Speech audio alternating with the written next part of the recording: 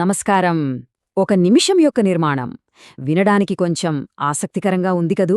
అవునంది. ఈరోజు మనం సమయం యొక్క నిజమైన విలువను కళ్లకు కట్టే ఒక అద్భుతమైన, స్ఫూర్తిదాయకమైన కథను చూడబోతున్నాం. కాలమనేది ఒక పెద్ద నదిలాంటిది అనుకుంటే, ఆ నదిని తయారుచేసే చిన్న నీటిబొట్టే ఈ నిమిషం. ఆ ఒక్క నిమిషాన్ని మనం ఎలా వాడుకుంటామనేదే మన జీవితాన్ని డిసైడ్ చేస్తుంది. మరి లేట్ చేయకుండా ఈ కథలోకి వెళ్ళిపోదామా? ఇక్కడ కనిపిస్తున్న ఈ మాట చూడండి. రేపటి నుంచి స్టార్ట్ చేస్తా. నిజాయితీగా చెప్పండి, మనలో చాలామందికి ఇది రోజూ అలవాటైన మాటే కదా. మన కథానాయకుడు ఆది పరిస్థితి కూడా అచ్చమిలాగే ఉండేది. ఆది మామూలు స్టూడెంట్ కాదు, చాలా చాలా తెలివైనవాడు, బోలెడంత టాలెంట్ ఉంది. కానీ ఒక్కటే ప్రాబ్లం. పనులను ఎప్పటికప్పుడు రేపటికి వాయిదా వేసే ఒక డేంజరస్ ట్రాప్లో అతను చిక్కుకుపోయాడు. అసలు ఈ వాయిదా వేసే వల అంటే ప్రొక్రాస్టినేషన్ ట్రాప్ అనేది ఎలా ఉంటుందో ఇప్పుడు చూద్దాం. ఇప్పుడిక్కడ చాలా ఆసక్తికరమైన విషయం ఏమిటంటే, ఆది పనులను వాయిదా వేసే ఆ ప్యాటర్న్ ఎలా ఉండేదో గమనించండి. ఇది మనకు ఇంకా చాలా టైముందిలే అనే ఒక తప్పుడు ధైర్యాన్ని ఇస్తుంది. చిన్న హోంవర్క్ కదా, ఇంకా టైముందిలే అనేవాడు. పోనీ ఎగ్జామ్స్కి చదువుకోవాలంటే రేపట్నుంచి పక్కాగా స్టార్ట్ చేస్తా అని ఫిక్స్ అయిపోయేవాడు. అసలు ఆశ్చర్యకరమైన విషయమేంటంటే, ఈ చిన్న అలవాటు మెల్లగా పెరిగిపోయి చివరికి తన జీవిత లక్ష్యాలు, భవిష్యత్తు కలల గురించి కూడా సరేలే తర్వాత చూసుకుందాం అనే స్థాయికి చేరిపోయింది.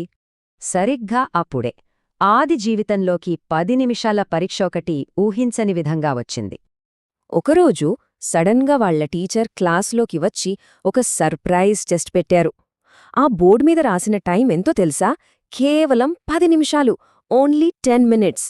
మామూలుగా 10 నిమిషాలే అనగానే ఎవరికైనా వెంటనే అలర్ట్ అవ్వాలననిపిస్తుంది కదా. కాని మన ఆది ఏమనుకున్నాడో తెలుసా? అరే 10 నిమిషాలా, బోలెడు టైం ఉందిలే అని ఆ సమయం తాలూకు సీరియస్నెస్ని మాత్రం పట్టించుకోకుండా చాలా లైట్గా తీసుకున్నాడు. ఇప్పుడొకసారి ముందుకు వెళ్ళి ఇది ఎలా రూపుదిద్దుకుందో చూద్దాం. ఈ టైం లైన్ గమనించండి. మొదటి 8 నిమిషాలు ఆది ఒక్క అక్షరం కూడా రాయలేదు. పక్కవాళ్లతో పిచ్చాపాటి మాట్లాడుతూ హాయిగా టైంపాస్ చేశాడు.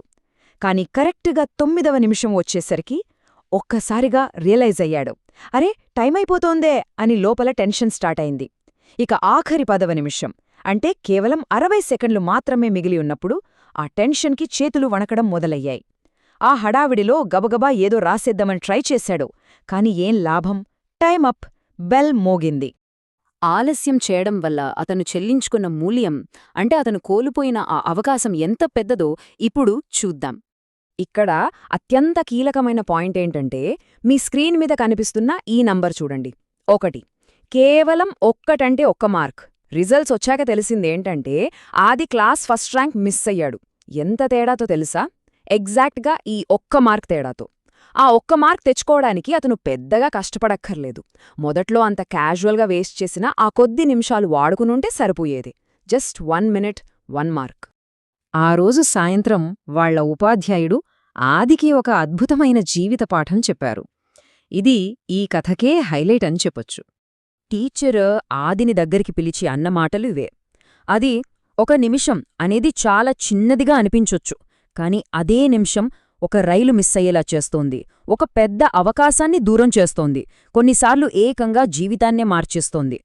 వినడానికి చిన్న మాటలే అయినా ఆ 1 నిమిషానికి మన భవిష్యత్తునే డిసైడ్ చేసేంత అపారమైన శక్తి ఉందని ఎంత అద్భుతంగా చెప్పారో కదా.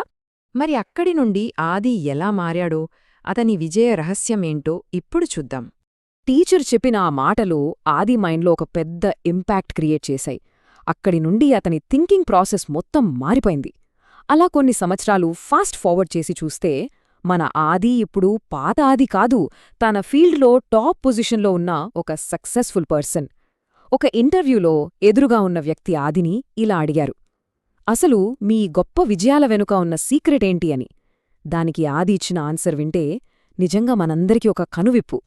మరియు ఇది అద్భుతంగా దేన్ని వివరిస్తోందంటే, ఆది ఆలోచనా విధానంలో వచ్చిన ఆ గొప్ప మార్పుని. ఒకప్పుడు అతని పాత మైండ్సెట్ ఎలా ఉండేదంటే, లైఫ్లో పెద్ద పెద్ద మార్పులు రావాలంటే గంటల కొద్ది టైం పడుతుంది, ఏ రోజో ఒకరోజు తీరికగా కూర్చుని సాధించేద్దామని. కాని ఇప్పుడు అతని కొత్త మైండ్సెట్ గమనించండి. లైఫ్లో సక్సెస్ గంటలతో రాదు, రోజూ మనం వాడే చిన్న చిన్న నిమిషాలను సరిగ్గా వాడుకోవడం వల్లే వస్తుంది అని. మైక్రో హ్యాబిట్స్ అంటే ఆ ఒక్క నిమిషం విలువే మన సక్సెస్కి అసలైన పునాది అని అతను తెలుసుకున్నాడు. సో ఈ స్ఫూర్తిదాయకమైన జర్నీని ముగించే ముందు నేను మీకొక చిన్న కానీ చాలా లోతైన ప్రశ్న వదిలేస్తున్నాను. ఇక్కడ కనిపిస్తోంది కదా, మన తర్వాతి 60 సెకండ్లను మనం ఎలా గడపబోతున్నాం? ఆ ఒక్క నిమిషం విలువను గుర్తించి మన కలల వైపు కనీసం ఒక్క అడుగైనా వేస్తామా? ఆలోచించండి.